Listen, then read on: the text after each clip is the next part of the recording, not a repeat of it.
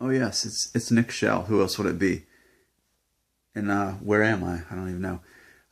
Here's the deal. Yesterday, I received two comments that couldn't really have been more opposite. One says, "Nick, watching you, it's like having a big brother." Compliment.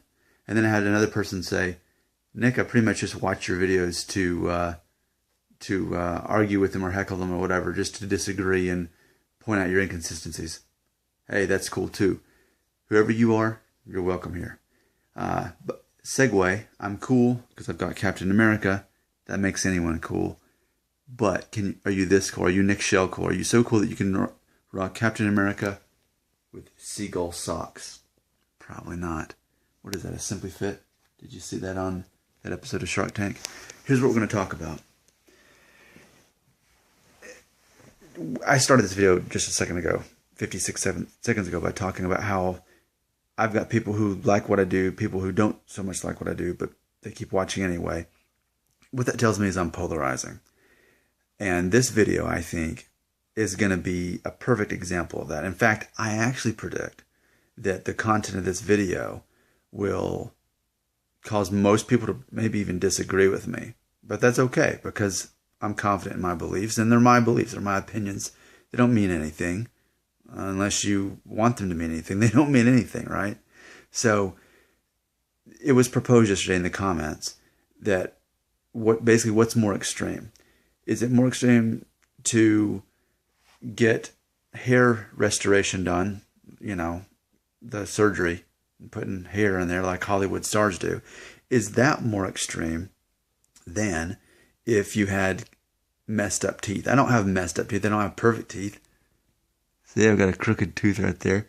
I mean, my teeth aren't perfect, but no one would look at me and think, "Oh yeah, he needs new teeth," right?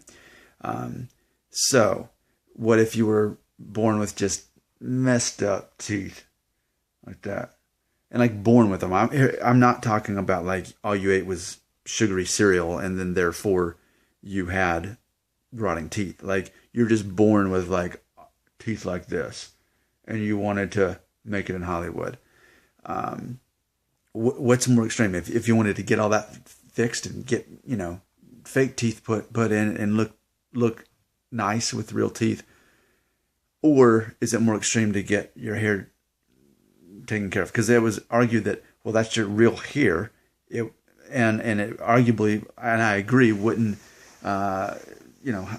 be as medically as extreme as getting your teeth taken out and putting new ones in. So I think that's an interesting thing to say. I'm putting myself in those positions. Either I had really messed up teeth. I mean, and by messed up, do we mean rotting? Like, because I know a guy who was basically born with rotting teeth. He was like the fifth kid in his family, and his mother had a hard time carrying him, and like he drained all of her nutrition from her teeth, and then he was born, and then like as he grew up as an adult, he was a couple years older than me. His teeth were just like black, and like he would. I never talked to him about it, but he brought it up a few times saying, "Yeah, I'm gonna get this all taken care of and get new teeth." So like I get it. Like if I was in his position and I couldn't help it, and I had those teeth, and I was trying to, whether I was trying to go into a career into entertainment or whether just in general, what would make me feel more insecure? By all means, the teeth would make me feel more insecure, not the hair. Because as I always say, I can shave my head. I don't care. I'm going to shave my hair. For the majority of my life, I'm going to have a shaved head, right? I mean, 35. Assuming that that God allows me to live double my age minimum, then we can assume that probably the majority of my life I will be shaving my head. But for me, I'm thinking, well, what would bother me more? It would bother me more to have messed up teeth. And so, yeah, it would be more extreme to get that taken care of, but I would get that taken care of because, and I always say it all comes down to your confidence level. I guess for me though, this is going to sound, and I'm making it easy for you to disagree with me today, but somehow it just doesn't seem as healthy if you have like rotting teeth. Like, that seems unhealthy. And I'm a healthy guy. I'm a vegan. I run. I bike. I'm even learning to skateboard. Can you believe that at age 35? I have a son. He's 6. And so I'm trying to teach him. I got to learn how to do it first. But that, I just wouldn't, if I had the choice, let's put it this way. Let's say at age 25, I was just completely bald up here. And let's assume that I also had just messed up rotting teeth. I would care about the teeth and I wouldn't care about the hair. If I could choose between one or the other, I would definitely get the teeth taken care of. Even though it's more extreme, that's what would bother me more, and that's what I'd get taken care of. I could overcome the hair. The teeth, it would be hard for me to overcome it because I'd probably be talking like this all the time because I don't want to miss my teeth. And I've made another video in the past couple months ago talking about how, like, whereas I don't care about my hair, I do care about my teeth. Like, it's important to me that I have my teeth.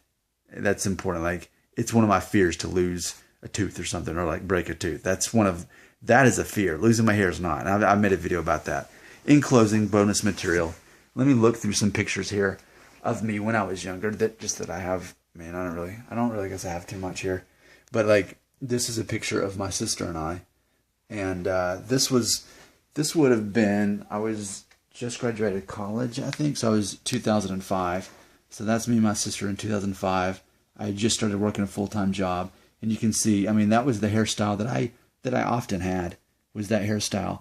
But I mean, there's no true sign of receding or hair loss at that point. Again, this was 11 years ago. But of course, I'm also not completely revealing my hairline either. So with that hairstyle, it made it quite easy. That's funny. And actually, here's another picture of she and I, my sister and I. This is, I think, 1986. So this is about 30 years ago. I mean, that's me as a kid with hair. And then this is me now. Let's see. Do I have any more pictures I can show you here? That would, because I've had people ask me about pictures of when I was younger and how my hairline looked. That would actually help. Now, I don't have any like around right now, but this is my video about talking about teeth and hair, I guess. Such a candid video. Thanks for watching. Remember, this video probably makes it very easy for you to disagree with me, but that's okay. Thanks for watching anyway, even if you're just here to heckle me and to show my inconsistencies. It's okay, because it's all my opinion. I'm not claiming to be right. You know that, right? I'm not claiming to be right about anything. I don't care. I'm just telling you my opinions. And if it's an opinion, you can't really be wrong or right. Like for me, the best Rocky movie, my favorite Rocky movie is Rocky 3. But if you go to Cinemassacre, he's going to tell you that's actually basically, I think, the next to the last worst one. And that's okay. I respect him a lot. I love that guy. I love his videos. The Angry Video Game Nerd. But he thinks Rocky 3 is way down here. And for me personally, Rocky 3 is the best one for me. I'm not saying that, again, that's the best one, but for everyone else. But I'm saying for me, it is. And look at this. It's like for me right here with my DVD collection, because people still watch DVDs. Look what I own this. And I mean, there it is, Rocky 3. That's, for me, my favorite. And it's like, I get a lot of people like Rocky 4. That's a lot of fun. But man, right here, Rocky 3. I didn't even need to get a 4-disc or 5-disc or 6-disc. All I needed is just the first 3. Like, those are to me, that's where it's all at. I'm Nick Shell, and I talk about hair loss and then some other random stuff sometimes too. Thanks for watching.